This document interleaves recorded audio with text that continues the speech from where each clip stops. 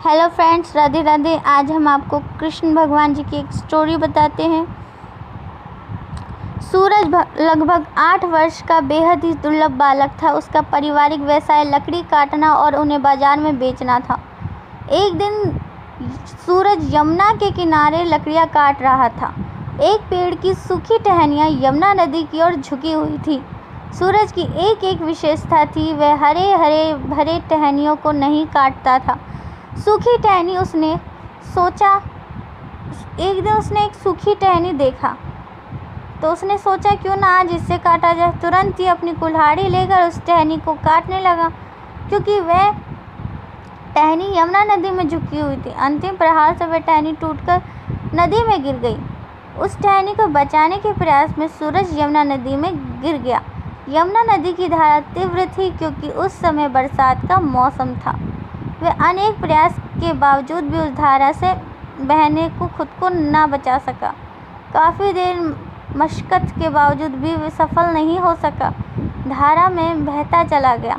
इससे पहले उसने कृष्ण को कभी अपनी निजी हितों के लिए नहीं पुकारा था।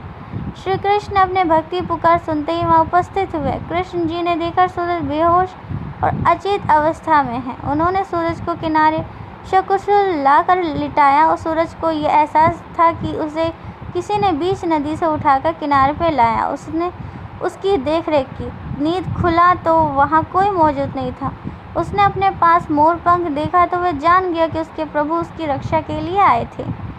वह सकुशल बच गया। तो फ्रेंड्स, कैसी लगी आपको यह हमारी छोटी सी कहानी? अगर आप सच्चे दिल से ईश्वर को स्मरण करोगे तो ईश्वर अवश्य आएंगे, क्योंकि भक्तों की भक्ति में शक्ति होता है।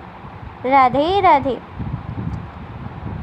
वृंदावन के एक छोटे से गांव में पारो और रामदरस नाम का एक के पति और पत्नी रहा करते थे। वे आंखों से देख नहीं सकते थे। मंदिर के बाहर भिक्षा मांगकर अपना जीवन निर्वाह कर रहे थे। दोनों दिन रात कृष्ण की भक्ति में लीन रहते थे, उनकी भक्ति करते रहते थे। भोजन से पूर्व वे अपने कृष्ण के लिए उस भोजन का प्रसाद लगा दिया करते थे। उस प्रसाद को अपने भोजन के पात्र में थोड़ा सा मिलाकर बाकी किसी दूसरे गरीब को खाने को दिया करते थे। श्री कृष्ण की भक्ति से बेहद प्रसन्न रहते थे। इसके कारण कभी भी पारो और रामदरस भूखे पेट नहीं सोए।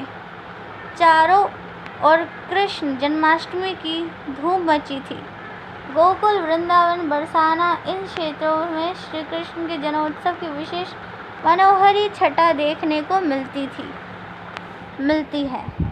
पारो एक पुत्र को जन्म देने वाली थी। किसी को क्या पता था कि वह पुत्र स्वयं जन्माष्टमी के दिन जन्म लेगा। ऐसे ही हुआ।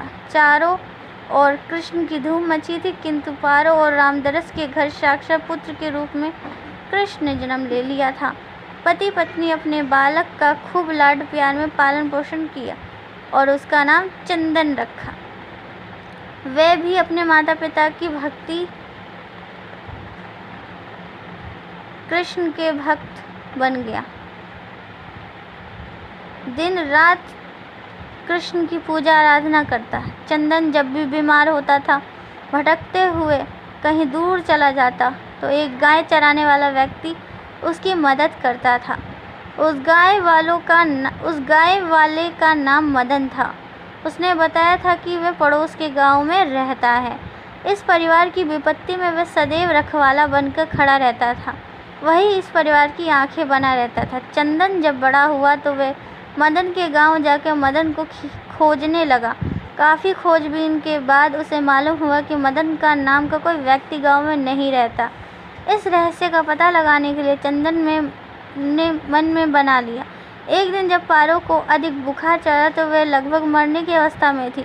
मदन उसकी सहायता के लिए घर में आ चुका था।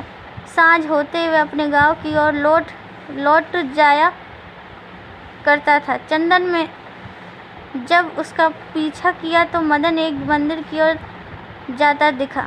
उस मंदिर के भीतर जाकर वह कहीं अदृश्य हो गया।